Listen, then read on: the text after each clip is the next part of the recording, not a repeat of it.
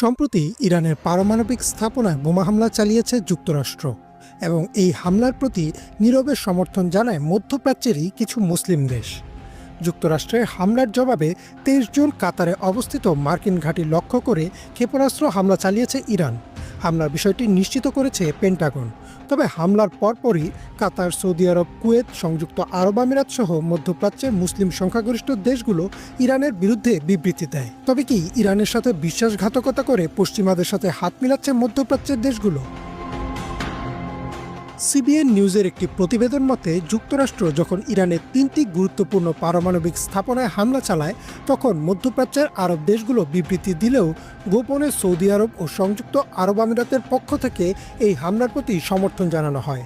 প্রতিবেদনটিতে বলা হয়, ইউরেশিয়া গ্রুপের মধ্যপ্রাচ্য ও উত্তর আফ্রিকার ব্যবস্থাপনা পরিচালক ফিরাস মাকসাদ বলেন, ইরানকে শায়েস্তা করা হচ্ছে বলে এই দেশগুলো গোপনে কিছুটা খুশি হয়েছে। এর কারণ হিসেবে উল্লেখ করা হয়েছে, এসব দেশগুলো শিয়া সংখ্যাগরিষ্ঠ ইরানকে ইসলামের জন্য হুমকি মনে করে। তবে এই সমর্থনের পেছনে কি শুধু তথাকথিত শিয়া সুন্নি বিভেদই ছিল? যেখানে যুক্তরাষ্ট্র গাজায় আগ্রাসন চালানোর জন্য ইসরায়েলকে সর্বোচ্চ সামরিক ও নৈতিক সমর্থন দিয়ে আসছে, সেখানে সেই মার্কিন বাহিনীর মেহমানদারিতে ব্যস্ত আরব দেশগুলো। মার্কিন প্রতিরক্ষা বিভাগের ২০২৪ সালে প্রকাশিত Q1 রিপোর্ট অনুসারে মধ্যপ্রাচ্যে মার্কিন বাহিনীর প্রায় ৩০ থেকে ৪০ হাজার সৈন্য স্থায়ী ও রোটেশন ভিত্তিতে অবস্থান করছে। সবচেয়ে বড় ঘাঁটিটি কাতারের আল উদেইদ এয়ারবেস, যেখানে প্রায় ১০,০০০ মার্কিন সেনা ও ১০০-এর মতো বিমান রয়েছে। পাশাপাশি ইরাক, সিরিয়া, সৌদি আরব, সংযুক্ত আরব আমিরাত ও জর্ডানেও মার্কিন সামরিক বাহিনীর উপস্থিতি রয়েছে। এছাড়াও যুক্তরাষ্ট্রের ট্রেড রিপ্রেজেন্টেটিভ কার্যালয়ের তথ্যমতে মধ্যপ্রাচ্য ও উত্তর আফ্রিকার সাথে মার্কিন পণ্য বাণিজ্যের পরিমাণ প্রায় $১৪১.৭ বিলিয়ন, যার মধ্যে রপ্তানি ৮০.৪ এবং আমদানি ৬১.৩ বিলিয়ন। এছাড়া ২০২৪ সালে আরব আমিরাতের সাথে আমেরিকার দ্বিপাক্ষিক বাণিজ্যের পরিমাণ প্রায় $৩৪.৪ বিলিয়ন। একই বছর সৌদি আরবের সাথে বাণিজ্যের পরিমাণ ছিল $২৫.৯ বিলিয়ন। অর্থাৎ মধ্যপ্রাচ্যে বিলিয়ন ডলারের বাণিজ্য করছে যুক্তরাষ্ট্র। তাই এক্ষেত্রে বলাই যায় যে হয়তো ব্যবসা হারানোর ভয়ে যুক্তরাষ্ট্রের সব কাজের প্রতি সমর্থন দিয়ে যাচ্ছে মধ্যপ্রাচ্যের মুসলিম প্রধান দেশগুলো।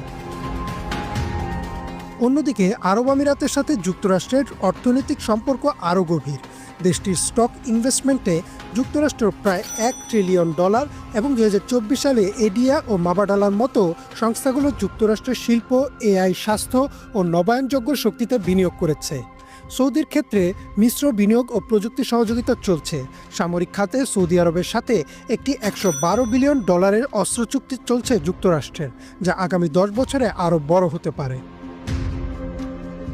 কেন মধ্যপ্রাচ্যের এই মুসলিম দেশগুলো ইরানের সাথে বিশ্বাসঘাতকতা করলো তা পুরোপুরি পরিষ্কার নয়। বিষয়টি কি শুধুই শিয়া সুন্নি দ্বন্দ্ব, নাকি যুক্তরাষ্ট্রের সাথে চলা বিলিয়ন ডলারের বাণিজ্য ও ট্রিলিয়ন ডলারের বিনিয়োগের লোভ? শেষ খবর পাওয়া পর্যন্ত ইরান ইসরায়েল দুই দেশই একটি সম্ভাব্য যুদ্ধবিরতির দিকে আগাচ্ছে। কিন্তু প্রশ্ন রয়ে যায়, যদি আবারও ইরান ইসরায়েল সংঘাত শুরু হয় তাহলে যুক্তরাষ্ট্র থাকবে ইসরায়েলের পক্ষে। তবে ইরান কি পাশে পাবে প্রতিবেশী মুসলিম দেশগুলোকে, নাকি ধর্মীয় ভ্রাতৃত্বের চেয়েও প্রাধান্য পাবে ভূরাজনৈতিক স্বার্থ ও বাণিজ্যিক হিসাব? ইমরান মাহমুদ,